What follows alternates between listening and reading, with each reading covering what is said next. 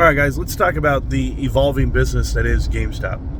So 5 years ago, 4 years ago, everybody looks at GameStop and they say they're just a console business. They sell consoles and they sell video games. And that's what they do. And a lot of people like to make jokes and say, and they sell Funko Pops. Okay, cool. We know what they sell. We shop there all the time. But let's think about what you don't see, okay? If you look on the website right now, this omni-channel e-commerce website that is going to be international, it's going to be on the scale that people can't imagine. And here's why. The products they're looking to sell. GameStop has expanded their library and their catalog for computer components and, of course, collectibles. So when you look at collectibles, guys, now that they have sporting goods, sporting cards, right? They also have Pokemon cards. They have everything, but they're only doing it in the business of PSA ratings. 8, 9, and 10, which is pretty cool for anyone who understands the PSA part. Getting a rating on the PSA, you actually got to pay a premium for that. Sometimes getting graded on the card might cost you $15, might cost you $250. Depends on what the value of the card is and what's the turnaround time.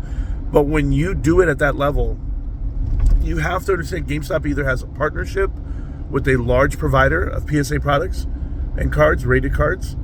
And yes, they're also getting an influx of people turning in and churning. But they're already starting out with thousands and thousands of products. I already checked. I looked at them all and I was like, wow, this means they partnered up with someone, and maybe, I don't think they paid a premium for it. I think negotiating that deal is beneficial for GameStop, margins alone. Remember, you want to look for products that you can sell and get the margin out of it. You're not just looking to get top line revenue. Anybody can sell the dog. That's what they call it. They call it leading the dog. And that means, hey, I got this great deal on these Mikeys instead of Nikes, and I got 40 million of them, and I got them for $1 a piece. Let me sell them for $2. It doesn't work that way. Sell quality products to quality people, and it works out really well. So I like what GameStop's doing.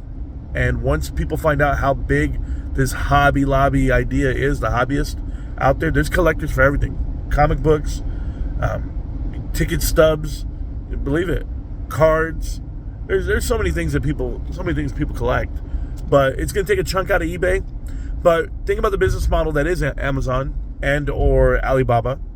You might have started out with a couple of products, but you're slowly expanding to more than that. I remember GameStop 2 years ago when they started selling go-karts and Segways and the drones. Then you step into the world of them selling TVs and the Ring doorbell and cameras. So anything pretty much electronic, but who knows what profit margin they're getting and the deals they're getting.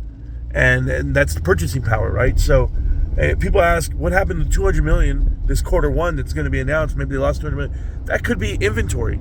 That could be sporting goods cards. That could be a lot of things. But from what I see margin-wise, they're going to be on the up and up, because I was looking at people making videos about the trade-in value, and already people are bitching and complaining. But what else do you expect when people don't get 100% of what they think it's worth? Well, then they can sell it themselves, right? But that's not GameStop. GameStop's willing to give you profit, give you something. But remember, they're running a business, so don't ever forget that. It's not a rent-a-center. It's a damn GameStop. So enjoy it.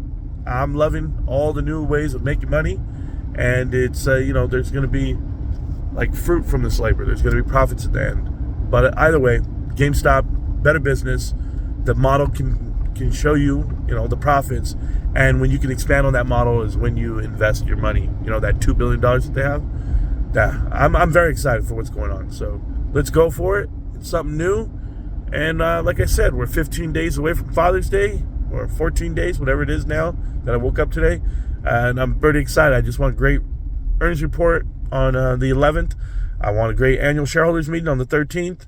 And I want to live a great life, for the next 40 at least. I'll see you around. GameStop can't stop, won't stop. GameStop. See you around, millionaires. Peace.